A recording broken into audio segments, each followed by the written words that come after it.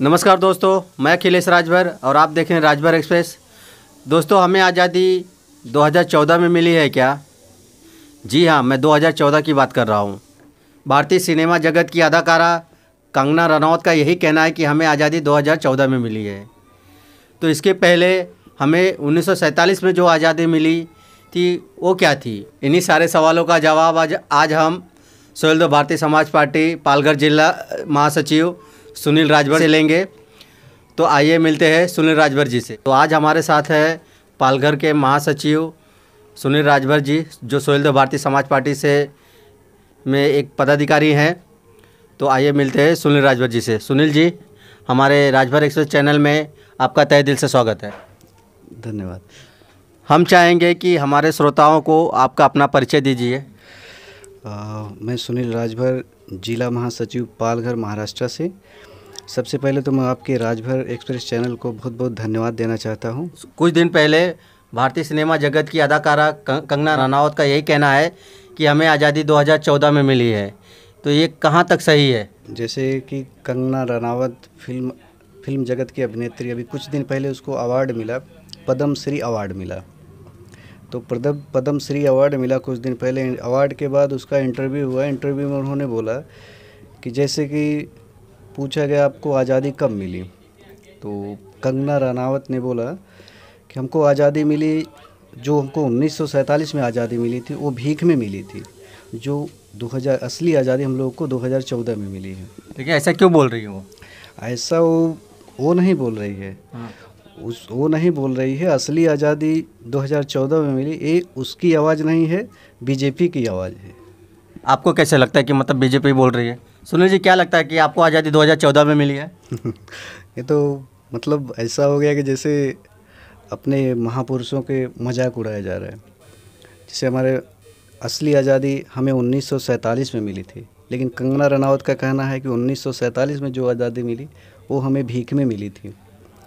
हमें जो असली आज़ादी मिली है, कंगना रनावत का कहना है कि जो हमें असली आज़ादी मिली है 2014 में मिली है। 2014 क्यों बोल रही है? 2014 बोल रही है मतलब कंगना रनावत का कहना नहीं है, वो कहना किसी और का है, बीजेपी का है। बीजेपी बोल रही है कि आप ये आज़ादी हमें 2014 में मिली। लेकिन बीजेपी ऐसा क्यों बोलेगी? क्योंकि 2014 में बीजेपी की सरकार आई, तो कंगना रनावत का कहना है कि 2014 में हमें आज़ादी मिली। तो 2014 में आज़ादी किस हिसाब से मिली? हाँ, तो वो चीज़ मैं आपसे पूछता हूँ, आज़ादी मतलब 2014 में किस बेस पे बोल रही है? 2000 वो एक भाजपा की दलाल है। अच्छा, आप उसको एक दलाल ही समझिए।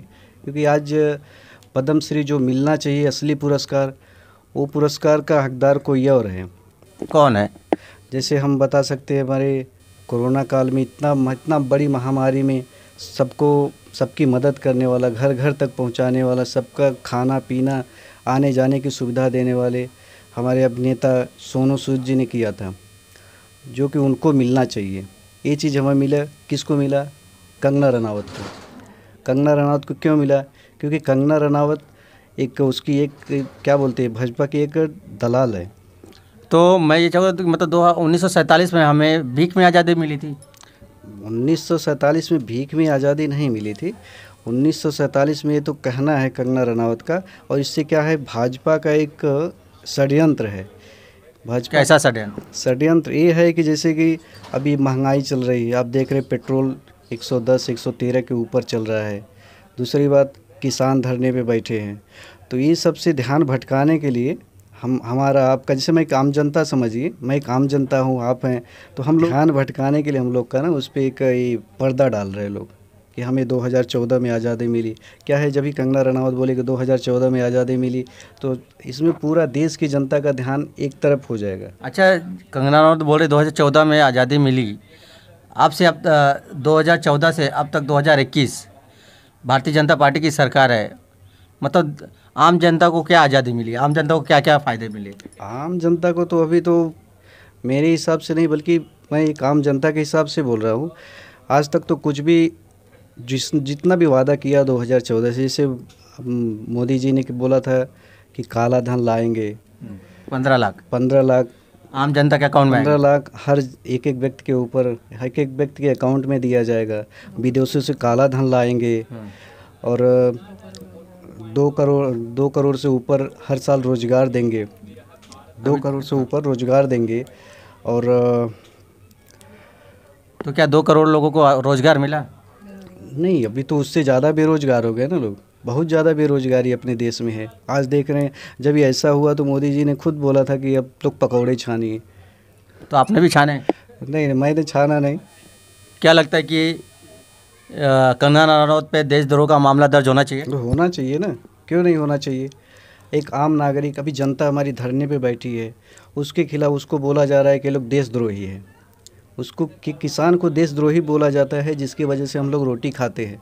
एक ऐसे ही एक्टर जो अभिनेत्री है बोल देती है कि हमें आज़ादी 2014 में मिला था, उसके ऊपर तो होना ही चाहिए मुकदमा। तो कैसे होगा? सरकार तो उन्हीं की है। सरकार तो उन्हीं की है, वो तो मालूम है। इससे कुछ होने वाला नहीं। इसके लिए हमको आपको जागना होगा, सरकार बदलनी पड़ेगी, तभी कुछ होगा। नहीं तो ऐसे ये लोग देश को बेच देंगे।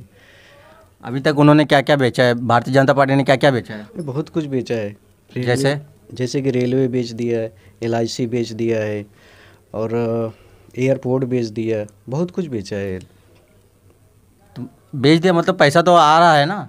पैसा किधर आया? लेकिन गवर्नमेंट के जो इसके पहले सरकार थी, जिन्होंने आज तक सब कुछ बनाने का काम किया, गवर्नमेंट का प्रॉपर्टी बनाने का काम किया, लेकिन ये आज जब से 2014 में सरकार बनी है बीजेपी की, ये लोग गवर्नमेंट की प्रॉपर्टी को प्राइवेट प्रॉपर्टी बना रहे हैं। जैसे एयरपोर्ट हो गया, LIC हो गया, रेलवे हो गया।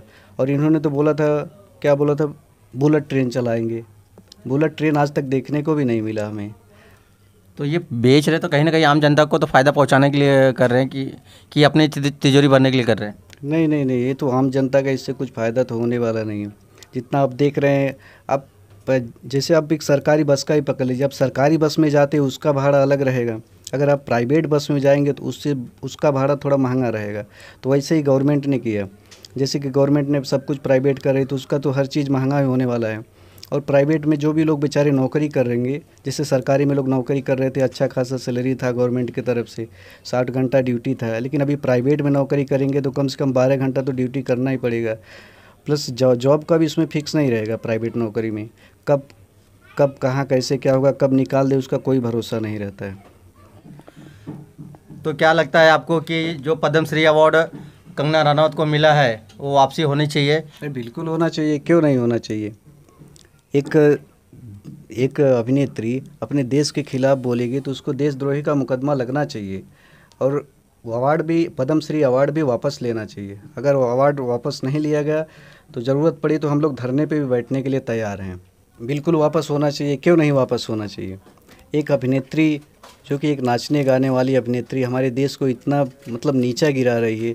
जो हमें आज़ादी मिली थी, उस आज़ादी को भूल करके, बलिदान को भूल करके 2014 को आज़ादी बता रही है, तो उसको पद्मश्री अवार्ड क्यों दिया जा रहा है? ये चीज़ वापस लेना चाहिए, अवार्ड बिल्कुल वापस लेना चाहिए। अगर अवार्ड वापस नहीं होगा तो हम लोग धरने पे भी बैठने के लिए तैयार हैं, क्योंकि हमारी देश की पूरा जनता परेशान है इससे। किससे परेशान? बीजेपी से कि कंगना रनौत से? बीजेपी से तो पहले से ही परेशान है। तो अभी जो कंगना रनावत ने जो बयान दिया है, जो हमें आज़ादी मिली थी 1947 में मिली थी, तो वो आज़ादी कंगना रनावत ने बताया था कि भीख में मिली थी। तो इतना बड़ा घोर अपमान हुआ है अपने देश का, बहुत ही मतलब निंदनीय बात है। देश की कानून व्यवस्था इतना गिर गई है, इतना नीचे स्तर पे गिर गई है कि अपने देश के बारे में कोई भी आता है कुछ भी बोल के चला जाता है। जैसे कंगना रनावत ना आई, अभी ये बोल के चली गई, कोई भी कार्रवाई नहीं कर रहा है अपनी गवर्नमेंट, बीजेपी सरकार, एक भी मतलब उसके ऊपर कुछ कार्रवाई नहीं हो रही, जबकि उसी के ऊपर देशद्रोह का मुकदमा तुरंत दर्ज होना चाहिए। वहीं पे एक आम आदमी के घर पे कुछ भी लफड़ा हो जाता है, या फिर हिंदू मुसलमान में थोड़ा सा भी कुछ लफड़ा होता है, तो वहाँ बीजेपी हिंदू मुस्लिम का दंगा दिखा के पूरा देश में एक सांप्रदायिक दंगा करा देती है। जैसे कि आने वाले दिनों में 2022 में चुनाव होने वाले हैं यूपी में, तो आप आम जनता को क्या संदेश देना चाहते हैं? आम जनता को संदेश यही देना चाहते हैं कि जैसे तो हर जगह से आप देख रहे हैं महंगाई से तंग आ गए हैं, और कानून व्यवस्था से एकदम गिरी हुई है। सब कुछ लॉकडाउन में, इतना बड़ा लॉकडाउन लगा था, उसमें जनता को खाने को नहीं मिला, मतलब हर तरह से उसमें बेरोजगार हो गए लोग, कितने नंगे भूखे ऐसे ही मर गए। ट्रेन पटरी पे जा रहे थे लोग, मतलब सरकार ने अपने यूपी बिहार वालों को जाने का एक कोई साधन ही सब बंद कर दिया था। कितने लोग अपना रोड पे ही पैदल चलना चालू कर दिए। उसमें कितनी कुछ जाने गई, क्या क्या हो गया, जिसमें आप लोग को तो मालूम है सब कुछ, मुझे कुछ बताने की ज़रूरत ही नहीं है। तो अभी जो चुनाव आने वाला है, इसमें हम इस चीज़ को ध्यान में रखते हुए बीजेपी को अपने यूपी से हटाना है, यूपी में आने नहीं देना। जैसे कि बंगाल से गई और भी प्रदेश से गई, तो अब की बार हम यूपी में भी नहीं में इतना भ्रष्टाचार हो गया है कि अभी तो सरकार आने ही वाली नहीं, क्योंकि हर जगह से आप देख ही रहे हैं, हर प्रदेश से, जैसे बंगाल हो गया और भी प्रदेश हो गया, हर जगह से जा रहे हैं, तो अभी यूपी से ही जाने वाली सरकार। तो बहुत बहुत धन्यवाद सुनील जी। धन्यवाद आपके राजभर एक्सप्रेस चैनल का बहुत बहुत धन्यवाद कि आप लोगों ने मेरी बात को जनता तक पहुंचाया। धन्यवाद।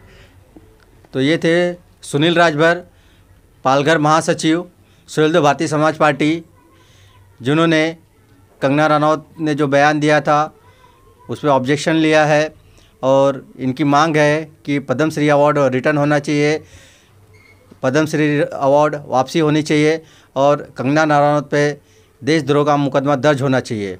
अगर आप हमारे चैनल पे नए हैं तो चैनल को सब्सक्राइब करना ना भूलिएगा और वीडियो अच्छी लगी तो लाइक कमेंट शेयर ज़रूर करिए। जय हिंद, जय भारत।